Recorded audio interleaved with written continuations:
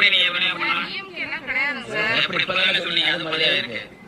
நீங்க டிஎம்கேட ID link சொன்னது பதிவா இருக்கு. ஐடி லிங்க்ல இருக்கு. எப்படி நீங்க இந்த வேலையை கவர்மெண்ட் வேலையை பார்க்க முடியும்? அவருக்கு அடிங்க, அவருக்கு மேல போடுங்க. நீங்க வந்து யாரு போன் பண்ணி கொடுங்க, நான் பேசுறேன் அவர்கிட்ட.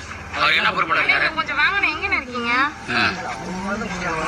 நீங்க கொஞ்சம் சீக்கிரம் வாங்கல, இங்க கொஞ்சம் பிரச்சனை.